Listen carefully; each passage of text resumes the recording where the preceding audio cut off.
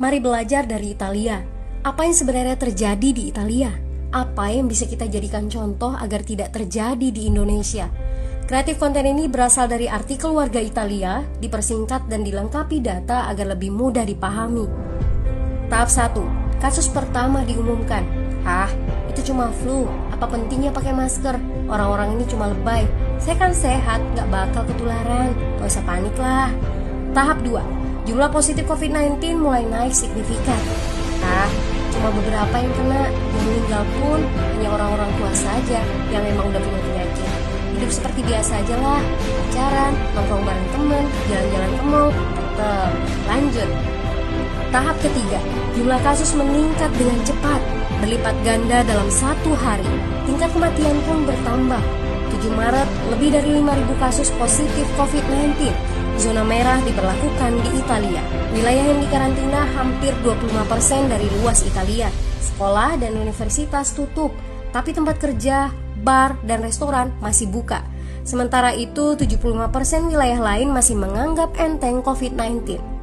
Anjuran mencuci tangan ada di mana-mana, tapi sekadar anjuran dan tak banyak yang melakukan. Tahap 4. Jumlah kasus meningkat pesat. Sekolah dan universitas ditutup selama sebulan. Darurat nasional pun diberlakukan. Rumah sakit menambah kapasitas, seluruh kamar dibersihkan untuk memberi ruang bagi pasien COVID-19. Tapi tak ada cukup dokter dan perawat.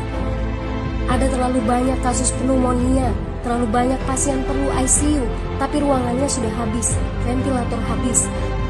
Pada titik ini seperti kondisi dalam perang.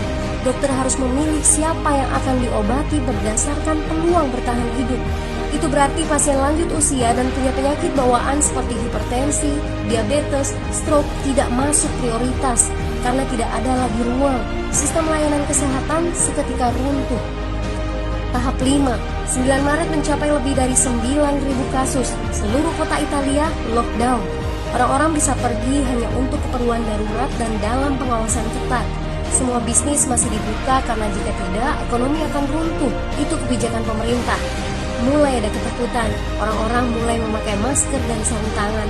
Tapi tetap saja, ada anak-anak yang merasa jagoan, masih ingin uji nyali. Pergi ke restoran rame-rame, hangout bareng, minum-minum dan lain sebagainya. Tahap 6. 2 hari kemudian pemerintah Italia berubah pikiran. Semua bisnis harus tutup. Bar, restoran, pusat perbelanjaan, semua jenis toko, kecuali supermarket dan apotek. Penyebabnya, karena dalam sehari yang positif bertambah lebih dari 2.000 kasus. Penduduk yang mau keluar rumah harus mendapat surat izin. Surat izin ini didapatkan dari pos pemeriksaan polisi dan disebar di berbagai lingkungan. Yang melanggar bisa kena denda 3,3 juta rupiah. Bagi pasien positif yang tidak mau mengkarantina diri, bakal dituntut dengan pasal pembunuhan, hukuman 1-12 tahun penjara. 21 Maret jumlah korban meninggal di Italia terus meningkat melampaui Cina. Sebagai gambaran, luas Italia itu kurang lebih 2 kali Pulau Jawa. Penduduknya lebih dari 60 juta jiwa. Lalu apa yang harus kita pelajari dari Italia? Yuk, mulai dari diri sendiri, mulai dari di rumah aja. Jaga kebersihan lalu isolasi diri dan keluarga.